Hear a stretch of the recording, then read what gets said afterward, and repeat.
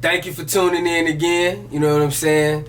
We in the dojo, and I got a special guest. But first, I want to tell everybody, before we even get into it, like, subscribe, comment, or subscribe, comment, like. Either or, it's in however you decide to do it. But if you click the bell, I would greatly appreciate it. Today, we got a guest. You know what I'm saying? A lot of y'all know him. You feel what I'm saying? He's the man behind the film. You feel what I'm saying? We got Mr. Miyake up in this hoe. You know what I'm talking about? Oh, my boy, what's going down? You feel me? You know what I'm saying? Man, so look, man, I wanted to talk about a lot of things, but some of the things I wanted to get into is about, like, the business, the nature and the business of what we do. Like, what we do, we provide a service for people. And, you know, how do you feel about when people don't really treat your service as it is, as a service? How does that make you feel as a videographer or as a person who does videos? Right, just in the business side of the music, basically. Right. Honestly, and you know we had this conversation all the time. It's just on camera now. Right. But I mean, honestly, I feel like it's 50-50. Half of it fall on us, and half of it fall on people that don't understand the business. I feel like the part that fall on us, which is the most important part, is this: like when you set out to start a business, so when you start investing in all the studio equipment and start making beats and getting programs and buying plugins and everything, when you decide to start a business, you have to from day one decide how you gonna run your business. Right. So, you know, Manny Fresh, and I'm gonna jump around a little bit, but I'm gonna get to the point. Yeah. Manny Fresh said some shit about doing homeboy business. He did a lot of homeboy business for years because you're going off people's words. I feel like a lot of us, we cool, you know what I mean? Like, so you want to be cool. That you want to be cool, but that's the problem, though. Right, like, that's the problem, because at the end of the day, being cool not going to pay your bills. Don't. You think being cool going to let your landlord be like, oh, no, you good because you cool? No, you still got to pay. So I feel like we make a mistake as young entrepreneurs, you know what I'm saying? I ain't going to make it a race thing and say black people. I'm just saying, young entrepreneurs, not a race thing, you know what I'm saying? But I feel like, you know what I'm saying, young entrepreneurs, we make a common mistake of doing what Manny Fresh called homeboy business. Man, business is business. So how you structure your business off the rip, and you talking to somebody that shot over 500 videos in the game. Man, I done done a lot of favors. I done did a lot of favors, a lot of lookouts, a lot of handouts. You know what I'm saying? Just because 500 videos, over 500, man. Over 500. I did a lot of favors, but I did it because I've been doing music my whole life. I was an artist before I was shooting videos, and I never had a video because I couldn't afford them. So that's always in the back of my mind, like, I couldn't afford them. So I'm always trying to look out for people, but a lot of times that backfires on us in business. And I'm sure from a producer standpoint, that's exactly why I feel like this topic of conversation is perfect for both of us, because I can identify with you like 100%. I started as an artist, but the whole producing thing, like, I started making beats so that I can rap to something. I needed something to rap to. I was tired of rapping to what everybody else was rapping to.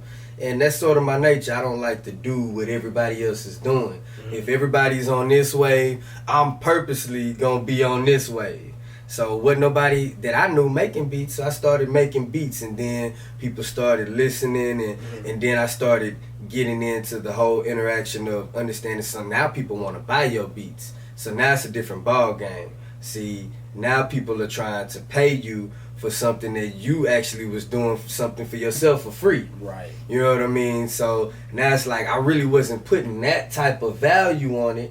So when you got friends and homeboys around, at the time when I first started producing, I wasn't really looking at it like I had much value, to be honest with you. Like, at first I wasn't looking at it like I had much value. But see, the thing is, man, like, I say this all the time, like, it don't matter what you're doing. If you really put your time and energy into something, you can eventually master it and you're going to become good. So like you say, you didn't see the value in yourself at first because you wasn't even to the peaking point. Or you wasn't even comfortable in your craft yet. But once you master your craft, or you get comfortable with your craft to the point where you can be efficient and continuously produce good quality, you know what I'm saying, man? At the end of the day, you got to respect yourself enough to put a value on yourself and make other people value you, because people not gonna value you if you don't value yourself. Like, I'm gonna tell you this, and this is why I say it's on us a lot of times. One of my homeboys told me, man, shout out to Big T, man,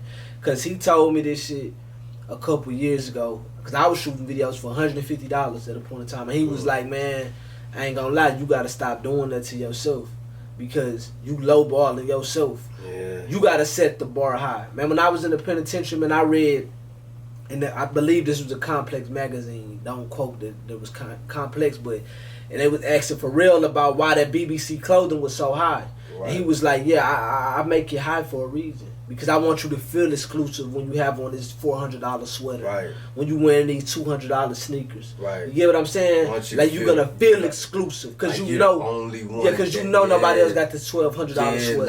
Like nigga, look at this. I'm on a whole nother level. And the thing is, so I'm saying he set the standard for the demand of his product, because if everybody, it's crazy though, because you would do favors for people when you think that it'll turn out in your favor. In a way it do, but in a way it backfires, because people don't value you. It backfires all the time. Like I said, like a lot of time, like it's crazy we're talking about the value, because my value just recently low-key started going up. Mm-hmm. I valued myself way more, but like other people are starting to value me more, but only when I'm deciding to go outside of the usual circuit. I'm going outside and messing with people who I never really messed with, and they're seeing the value, and then that's what we building from there. You know what I'm saying? Taking that value, and now everybody else is like, man, one thing though, you know what I said before the end of this conversation, and we still at the beginning, but one thing I want to make clear throughout this whole situation is, man, to anybody that's watching this, and I'm talking to myself, I'm talking to you, I'm talking to everybody, to every young aspiring entrepreneur in this business in particular, in the music business, because I want to speak on experience of what I know about. If you're going to get in this business, from day one, keep it all business. Don't make things personal, because a lot of times, man, you set yourself up, and then like you can have a personal problem with somebody that you personally cool with about your business, but you do it to yourself, because you have to do it from day one. It's like when you in elementary school. The way you start is how you finish. Exactly. So it's like a teacher in school. Like, you know how like everybody had to teach, like how that teacher don't play no games. Yeah. Well, you knew they didn't play no games from the first day of school. Right. From the first day. So I'm saying in business, it's the same way. You have to, from day one. Me, I can honestly say this. I made a lot of mistakes. I didn't know there was mistakes at the time, but I made a lot of mistakes with people by doing stuff for free, to the point where when I could no longer do it for free, because now I am a high commodity and now I'm booked, I don't even have the free time to do anything for you no more. Now that becomes a problem. Right. Hey, when you free? I'm never free. That's why I tell people all the time, I'm never free. And now you didn't switch Now up. I switched up. Now you didn't switch up. But what people fail to realize is that at the beginning of the day, that's what you out to do. You out to be busy. You out to get booked. That's what you trying to do. Right. Like, that's what, like, I feel you on that, because at the end of the day, I'm trying to get somewhere. Like, the thing is, you have to make it clear what you stand for. And that's what I feel like young entrepreneurs don't do. We pick up something, we start doing it. Like you say, you didn't see the value in yourself at first. So you didn't know. I didn't know. Eventually, you were going to be selling beats worth a couple $1,000s, you know what I'm saying? And so at the end of the day, and that's the thing. And I feel like the other 50% of what the other people be wrong at is that they don't understand business.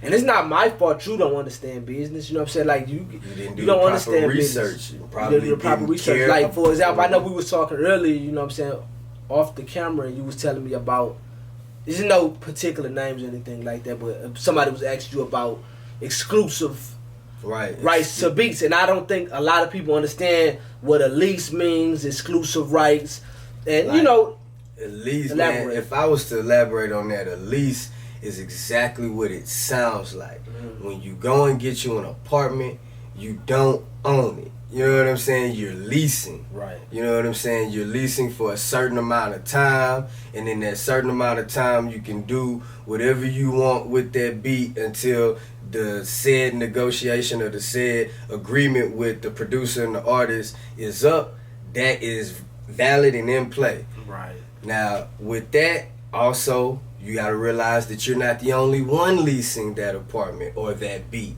Right. You know what I mean? But with the exclusive, you know, it's a little bit more high of a ticket. You know, it goes to like, are you getting like Walmart brand, or are you getting like the Versace's and the, you know what I'm saying? Is you putting real money, a real investment into it, and because you're actually trying to see a profit and a return. That you can actually sell a house. Well, that's what we're talking about. Exclusive is like you actually are going to get some of the rights to the beat with your song, and then the producer. And I emphasize producer because there are beat makers and there are producers. Right. You know, a producer has a lot to do with the arrangement. He has a vision. He sees things that aren't even necessarily there, that the songwriter may not have even seen, and they created the song. Right. But they created the beat in which that they created the song too. So they have a connection to that vibe as well. This is a producer. A beat maker is just going to put some rhythms and beats together. Was there real thought put into the arrangement, the mix, how it's going to sound when it come on? How, like in the first 16 or 10 seconds, will it grasp the listener, i.e. the artist that you're trying to promote that or sell that beat to or lease that beat to at the end of the day? But that's the difference between a producer and a beat maker. But like, on the exclusive side of things, that's what a producer's gonna give you. Like, if it takes 5 days or a week or a month to get this one record done, that's what it's gonna take. You feel what I'm saying? And at the end of the day, you're gonna pay more because I'm gonna give you more of a marrying feel to the record. Like the record, it gets like melded together. Right. You know what I'm saying? We take a concept, we actually putting this together. That's exclusively yours. You can't lease that out.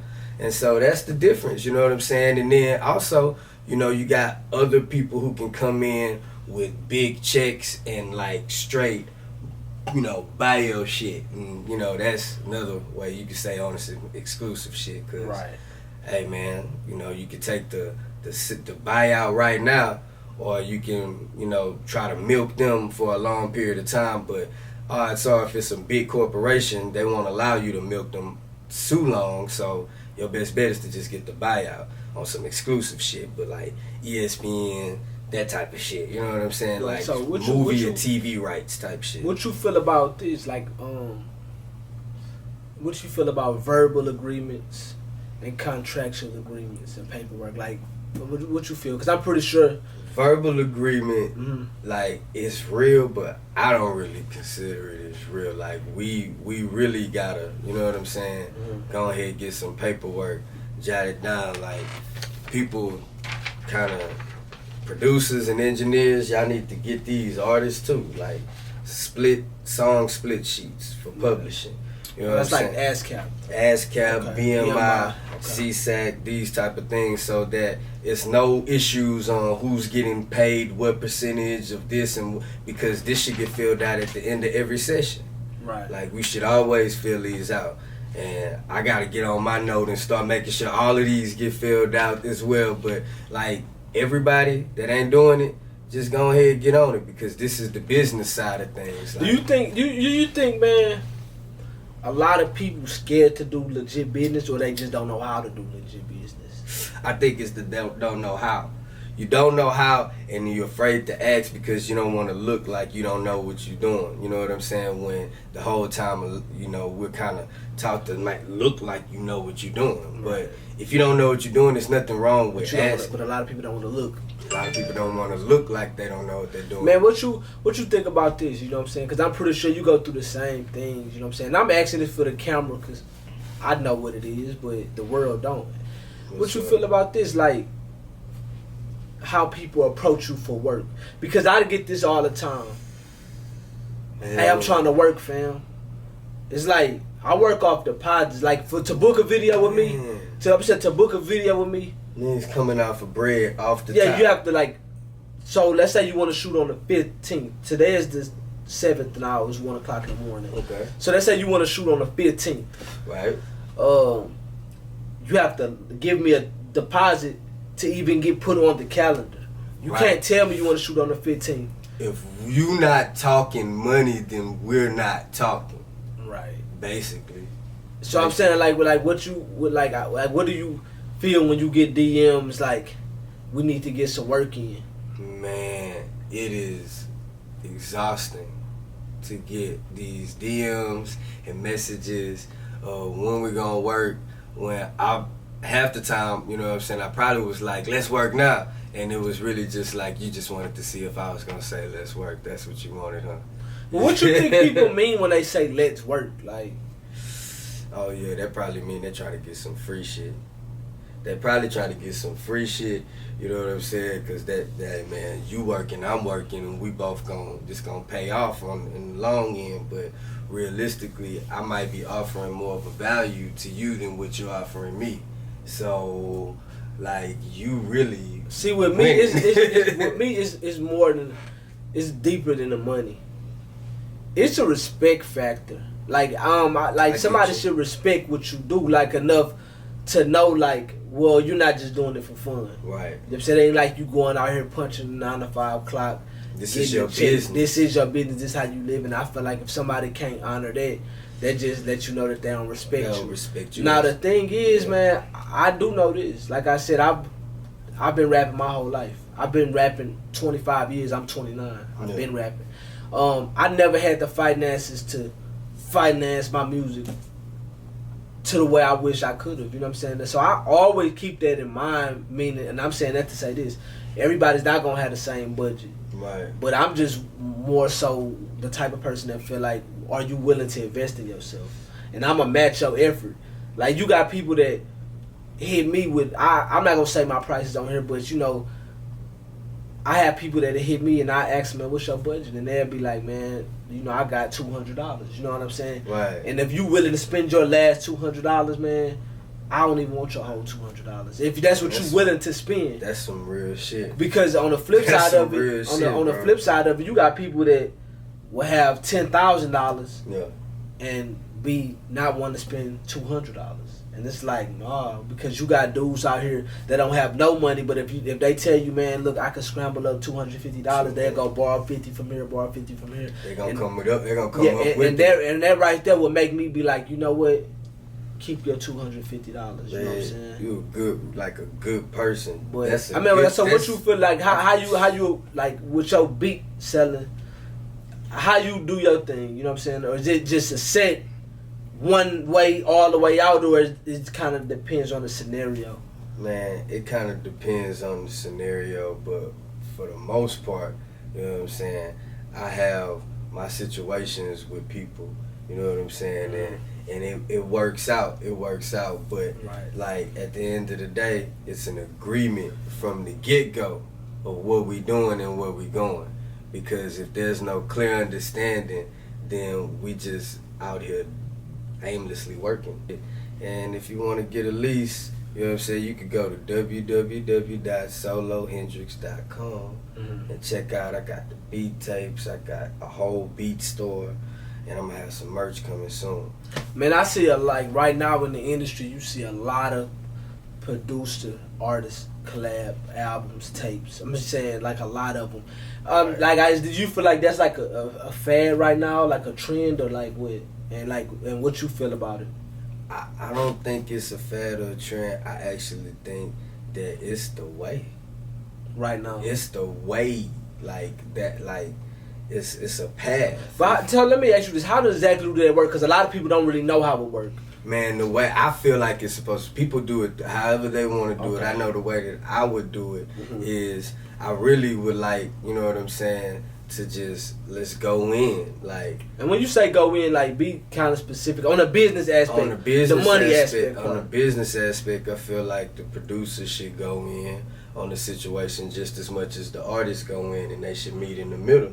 You feel what I'm saying? And let's go in to make this body of work. So do you believe, like, money don't have to be exchanged in that situation initially. Like, if I'm the artist and you the producer, and we want to do, and you want to do a collab project, do you think money need to be exchanged? Money doesn't have to be exchanged. No, money doesn't have to be exchanged. Because you get the money on the back end. I can get the money on the back end, and that's because I'm working with you, and I believe in what you're doing so much that I want to be a part of this. Right. You know what I'm saying? And I'm not just betting on you. I'm betting on me too.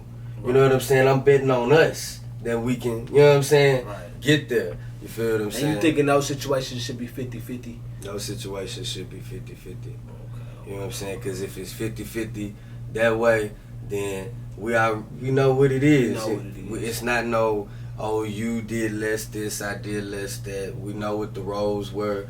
We, you know what I'm saying, knew what we was getting ourselves into, and this is what the outcome is. You feel what I'm saying? I wanted to ask you a question regarding like as far as like the music that you do.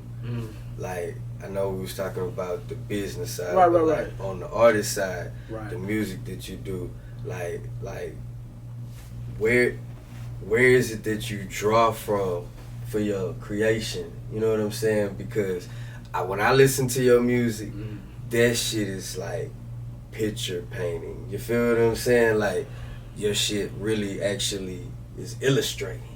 Really, man. Like, it's funny because on your last vlog, I see you said you just draw your inspiration from everyday things. Or that could have been the first one. Yeah, that was the first one. That was, you know what I'm saying? The first one.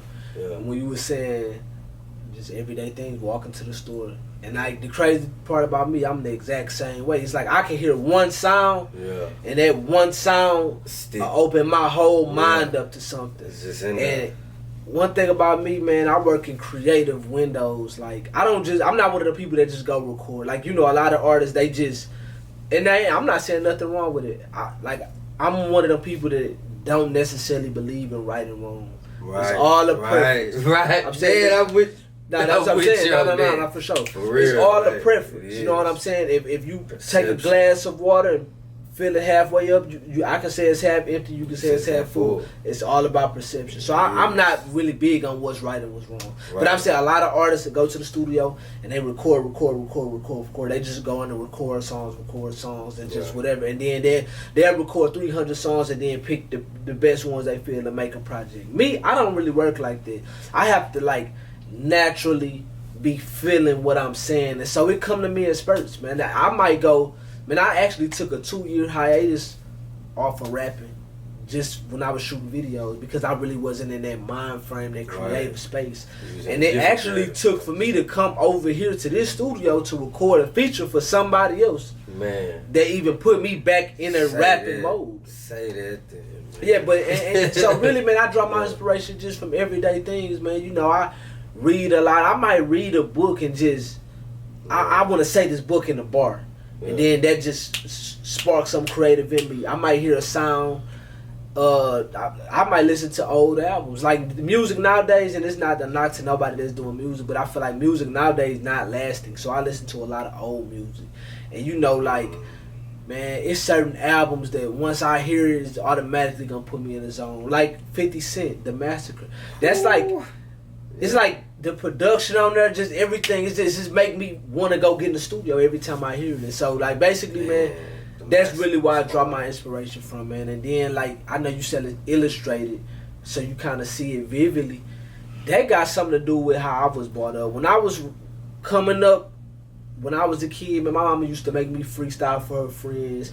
She'd point at stuff, and you would really have to be freestyling. Not like the stuff people do nowadays, like including me. I don't write music, but I'm really not freestyling. It's premeditated. Well, back in the day, when I was growing up, my mama used to be in here right now, point at your hat, point at the microphone, point at the light, point at this book. You know what I'm saying? You really have to really come off top. I've been in that one before. Yeah, and you know, that's how I really started. So I feel like it's just over time, it just cultivated my skill set to a certain level. Like, not saying I'm better than the next man or nothing like that, but I just feel like your words are the most powerful thing that you probably possess besides your mind. Your words, and they come from that. Exactly. Yeah. And so that's pretty much why it's kind of vivid like that. But I try to make it make sense because we're in a generation nowadays of people just say whatever. Whatever. And everybody likes it. Sometimes you don't even understand what somebody's saying. But I got a theory that sometimes the beat be jamming like a mother. Yes, definitely the beats, man. And that's why I'm big on letting people know, like, about people like you. And I'm not saying this because we just in a room right now, we having a conversation. I feel like producers are the most underappreciated, looked over people in the music industry, because a lot of times people don't understand what they're vibing to is the beat. You don't care what these people saying on this song. It's the beat, man. You hear the beat, and there's very few artists that can wow you without the beat. Without the beat, right? Now some people can, but very few. Most of the time, man, it's the beat, man. You get in the whip, you turn that joint on, you vibing to the beat, not vibing to what I'm saying. It take you to a place. And I feel like the artist when he get on it to a place. I feel like producers really don't get their credit, but I'm gonna say this, and you a producer, and I'm gonna tell you straight up, I ain't gonna sugarcoat it. I feel like producers a lot of times do it to themselves, and this is why I say that. Like a while back on social media, it was a big fiasco about basically producers not getting credit. Right. But my thing is, producers don't get their credit and don't get paid half the time because they give out their work before they receive payment. Right. I'm saying, if I'm selling this book right here, and I want $40 for this book, unless you give me $40, you're not gonna get this book. Right. It's that simple. The thing is, I now understand the logic of saying you can get paid on the back end, and if this is a hit record, you're gonna have royalties. Listen, if you know you can continuously produce this type of quality, get your money up front, because you know the money's gonna come. Now, if you know, hey, I got lucky on this one, maybe you do want to try to take the long road and get some publishing. Right, but if you know that this is what you do and you can continuously do this, profit daily. Yeah, so get your money up front. Get your bread. Because I don't want to speak on the industry, the mainstream industry, because I'm not in the mainstream industry yet, so I don't know the ins and outs all the way of it. But I know enough to know this: like, people say a certain CEO haven't paid them for beats. Why did you send them beats? Why did you send him beats with the S? Right. Why did you keep sending them if you know you never received payment? Right. In the first place. And then when you talking about these multi-million-dollar companies and CEOs not paying you, why wouldn't, like, if you know they have millions, like, why wouldn't you feel like you need to be compensated in the first place?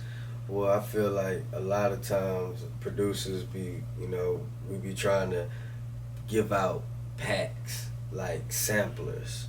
Yeah, but just because... And those samplers can be looped and flipped and duplicated or remade. You know what I'm saying? A lot of I think, and I don't mean to cut you off, man, but I think, like you said, a lot of times, forget that. Like, sometimes you got to get out of the traditional way of things. That's the problem, man. Go against. But I'm saying sometimes you got to go with the truth. You know what I'm saying? See, a lot of people want to follow tradition. And that's with everything in life, not just music. A lot of people want to follow the way it was laid out before them. Just because a lie is told 1 billion times doesn't make it true. Yeah. So I'm saying, like, just because something's been a certain way doesn't make it right. You know what I'm saying? Slavery went on for hundreds of years, and guess what? Like, it wasn't right. It's not morally right. At the end of the day, I'm saying that to say just because this is the way it's been doesn't mean it's always been right. It's gonna take a revolutionary, basically, to change the scope of the game. And that's why now we just need to get your bread up front for these beats. Period. Up front. Period. Up front, man. Period. Look, and then like how you have to split shit. Back end don't make sense if the artist ain't really established, to be honest with you. But if you believe in them, then that's, you know what I'm saying, that could go in another way. Right, but see, like I'm saying, it's pretty, what I'm saying is deeper than the money. Deeper. It's deeper than the money. Like how you showed them the split sheet. See, the thing is this, you can draw up your own contracts. Right. You can say, yeah, I want this much up front, and I want to have this much percentage on the producer side. You can do that. And I feel like that's what producers need to start doing. Because I know one thing about me, I shoot videos for a living. I'm not going to shoot a video and then get paid. Right. Nah. Because what if I shoot this video and be out here sweating in the sun, getting a tan, and then you decide, oh, nah, I'm cool, I don't want to shoot, I'm okay. Nah, I already did my part. Right. So therefore, I need to be paid up front. Because I'm going to be paid up front, man. Because especially, man, you know what? You're right about that shit, bro. Just, it's nothing else to be said. It's not an excuse or nothing. Like, right. That needs to change. Right. Like, the times need to change. You feel what I'm saying? Like, you know, hey, at the end of the day, we need to get paid. Producers need to get paid. They're putting in X amount of hours of work in composing these dope productions that you hear. You hear all kind of crazy shit going on. I'm not like the only one. It's a lot of producers out here killing. All right. But so I'm big on this type of talk right here. Overrated and underrated. Now we don't have to say names, because I don't want to blackball nobody, you know what I'm saying, and ask you who's overrated. But who are some people that you feel are underrated? Underrated? Yeah. Like overall, like... Yeah. Underrated producers. We ain't gonna say who's overrated. Underrated. Oh, man. You know what? I would like to say Solo Hendrix is very underrated. Nah, I definitely feel like you're overrated. Underrated. Well, I don't even think you're underrated. I think you overlooked.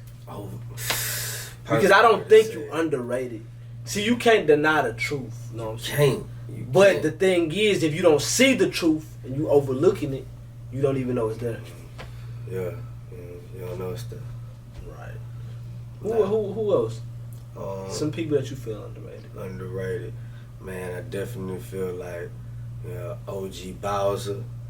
You know what I'm saying? OG Bowser beats. You know what I'm saying? He's very, you know what I'm saying? He should be way further than where he is. It's just like one of those overlooked situations. You know what I'm saying? What about people like in the mainstream industry? Mainstream. That you feel like it's underrated? That don't get they just do?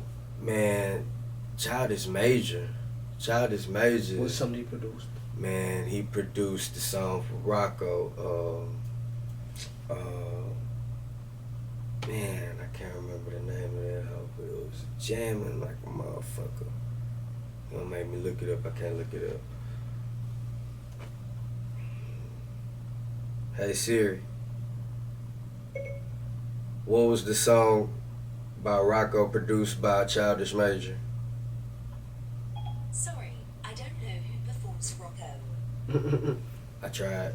It's all good. But as far as other producers, I feel like Sonny Digital is live. Like, he's right up there with the Metro Boomers. In my eyes, Sonny Digital dope as shit. Shit.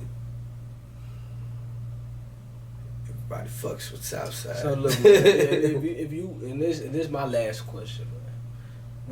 If you could produce a track for one artist, any artist in the world, if you can get them a track to get on, and you know they're gonna promote it and push it and market it with your name on it, what artist would you get that to and why? One artist, any genre of music. Any genre of music. Any genre of music. Man, I would probably try to work with Chris Brown. Chris Brown. Why Chris Brown? Man, Chris Brown, he'll have like multiple songs on the billboards, like on one album. Like, he'll give you a solid album and a bunch of hits. And it's not like it's all like it's good music. You know what I'm saying? Right. It's good music. And I mess with the producers that he mess with, so I feel like if he heard my shit, he would fuck around. You know what I'm saying? It's crazy that you say him, because honestly, I feel like he's an underrated artist. He writes his own music. Yeah, a lot of people not writing their own music. A lot of people not writing their own music. Right. Speaking of, I also be writing music. I just started selling myself as a writer on songs. You know what I'm saying? Right. So, cause I wanna, you know what I'm saying, like give the gift. I got a gift, and I feel like, you know, at the end of the day, we gotta find ways to utilize these talents that we have. You know, people kind of got a lot of talents and they just sit on them. You know what I mean? And I feel like at the end of the day, this is something that can help the culture, because I feel like I write good songs, and if you are willing to pay what I'm asking, and you can actually have a dope song too. You know what I'm saying? Hey, at the end of the day, but Chris Brown does write, and you know what I'm saying? He's a dope performer. Well, I'm all out of questions. What, you got something else for me? Man, yeah. I mean, if you got something else for me, it's all good. Okay, on the video side, like, what's like one of the main things that really gets on your nerves when it comes to With pet peeves? Yeah, pet peeves. What's one of your main pet peeves? Man, anybody following me on Instagram will know this. Let me see my phone. Let me see my phone. Oh. Anybody that follows me on Instagram know this. Let's say you're rapping, right? Right. So, act like you rapping to the camera. So Yeah. you're in the middle of your shit. Yeah, I'm I trying hate to people get that do my this. shit and get. No, rap. I'm trying to get my shit. We're in a and real get video shoot on, right now. But they don't understand what I'm really be on. Yeah, we out here gang shit only. Why is this nigga talking behind me See, while I be rapping? that on shit- his Instagram, hold on. kicking it. Oh. That shit, that really. that shit disturbs my mental frame. You know Man. why? Because if you're serious, let's say you're serious with your rap, you serious, you a hard body killer, thug, gangster, Right. Yeah. and you talking about how you finna run up in the spot, Right. but you got a dude back here on Snapchat. Yeah, we out here. It's like, it takes away from the whole seriousness. It just turned everything. Yeah, it turns it to comedy. That's- And it makes it not serious. That's number one. No, I have a few. You know what I'm saying? And like, one thing about anybody who watched this interview, anybody that see me on social media, man, don't think I'm a difficult person to deal with and I'm an asshole or something like that. Because honestly, man, Really not. I'm You're not. really not. Like, Really I'm not. really Like, about really positivity positive and respect person, over yeah. everything. I'm about respect over everything, but I'm firm. I feel like nowadays the world has got so sensitive that because you tell the truth, people make it seem like you the Grinch or you a criminal. And so the thing is this. That's number one. My number two thing Number two. is when an artist is rapping and they start doing something else in the middle of recording, not under, like they don't realize that we're in the middle of recording. So that's the equivalent to you in here recording dual vocals. And like he's really going in, he don't mess up or nothing. He just going in, positive vibes only. I rose from the negative, and then he start doing some other shit. Then get back to rapping. Like you can just copy and cut and paste his bullshit. So when I'm shooting a video, you have artists that'll be doing this. They'll be going in, they'll be doing something. Yeah, man, hey, pass me the weed, and then like. You dumb fuck. Like, don't, like why would you do that? You just fucked up that whole shot, man. Yeah. You know, I got a couple of them, but like one thing about it, man, I don't want to do a lot of complaining because I'm blessed to just be able to work for myself. Real So shit. every time that I'm Real able, shit. every time, and I have to check myself about this a lot of times. It's people that's waking up every morning miserable to go work for somebody else's company. I'm not one of them people. Man. So when I think about, when I do say stuff like this, that's always in my mind too. I'm not complaining. I'm just stating what gets on my nerves. I'm Right. not complaining because if Right. this what I got to deal with to work for myself and be a boss, this what I'm That's going what to you deal gonna with to deal work for with. myself and be a Nah, boss. that's real. That's just real. what it is. That's But yeah, real. you know, people having their phones out, their video shoots, somebody in the middle of doing something. And then another thing is, I don't like outside people that don't have nothing to do with what we're doing Right. interrupting the flow of things. Right. Because you're going to always have somebody that don't know how to draw that's going to tell Picasso how to paint. You're going to have people that don't nothing about instruments telling you how to play the Yeah. violin. Yeah. You're going to have somebody, you understand what I'm going? Yeah, So it's like you have, exactly I'm shooting what a you- video, hey, yeah, I want to get this angle. Like, do you know how to shoot videos? Right.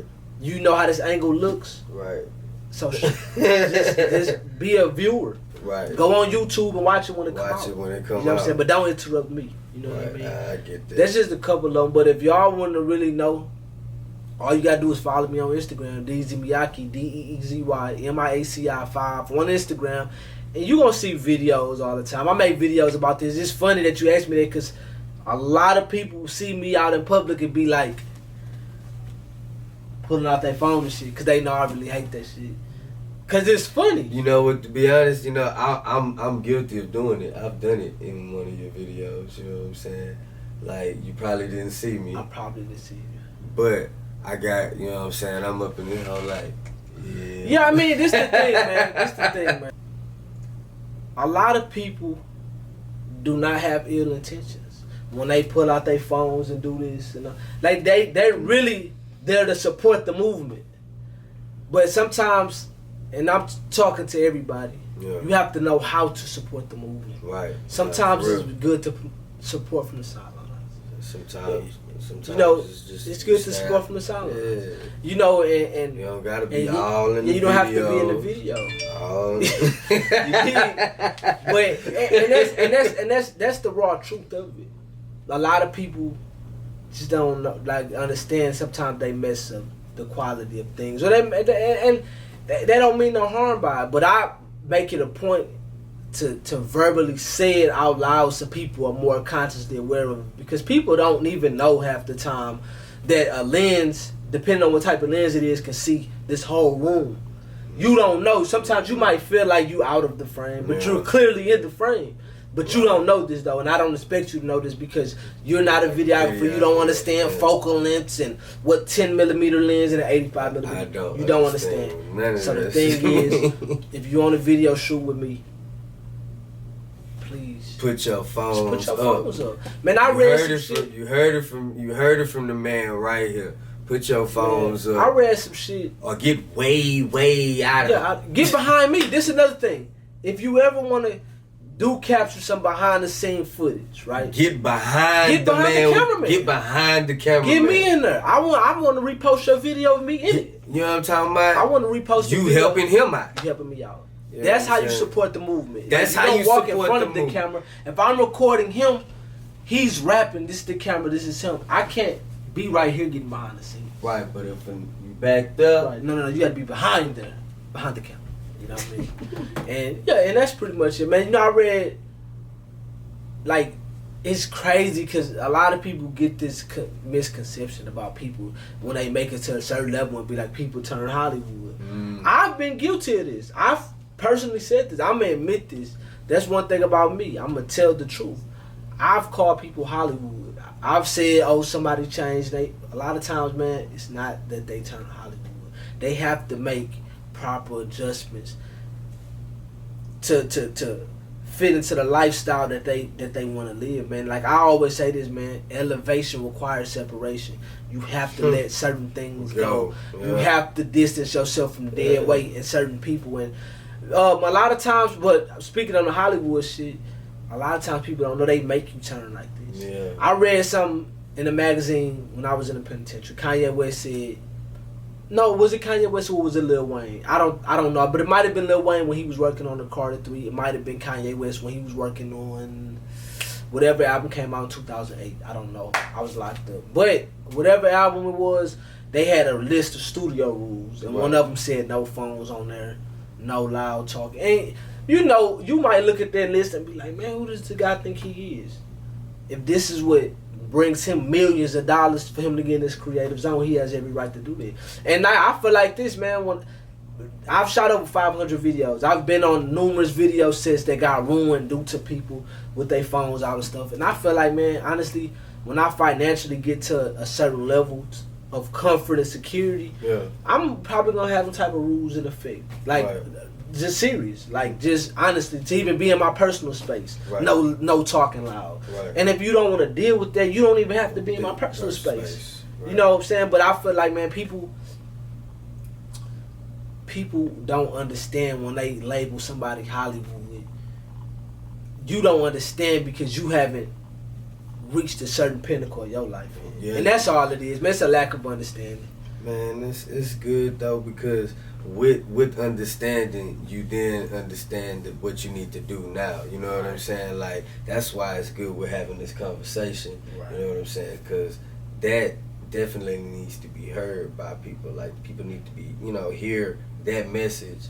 The fact that, hey man, you need to actually do different things if you're trying to get different results. Right. You know what I'm saying? Like, you need to separate yourself. Man, it's insane to do the same thing time and time again. And like, I wish that the camera could zoom in right here, because the last picture that I actually posted on Instagram is captioned. What does this say? What does this say? Like, so I'm not making this up. If you want to do different, you have to move different. Only a fool will keep doing the same thing, expect different results. Read that again, okay? Now click the link in my bio. So, I mean, you can't keep doing the same thing Can't. if you want something different. If you content with your life, By all means. keep doing what you're doing. But But if you want more, you have to do more. If you want better, you have to do better. And the most important part to remember, like I said, man, elevation requires separation. You have to let go of dead weight. Dead weight will hold you down. People will hold you down. Things that hold you down, you will hold yourself down. Man. Without the right overstanding. Right. You gotta have the right overstanding. But man, I appreciate you having me on here, man. Like, man, before I get out of here, I know you got to do your exit and speech, but let me do mine first. Go ahead. Subscribe to my YouTube channel, Filmed by Miyaki. That's FILMED by BY Miyaki, MIAXI. Follow me on Instagram, DZMiyaki5. If you watching this, I hate inquiries too. Don't inquire about nothing unless you know you have some money. My deposits start at $300. If you know that's what the deposit started at, that should give you a ballpark idea if you able to do some business with me or not, man. But I appreciate you for having me on here. Man, I know you got to do your exit thing too. Hey man, look, like, subscribe, comment, you know what I'm saying? I'm giving out free beats. I'm telling you, man, free beats. But, like I said, you gotta like, subscribe, comment, and comment with your Instagram name. You know what I'm saying? We're gonna do the same contest. Feel what I'm saying? But the people who were in the contest before, y'all can't go again. You know what I'm saying? So we gotta get the subscribers up. So like, subscribe, comment, you know what I'm saying? Yeah. Thank you for coming to the Dojo. Indeed.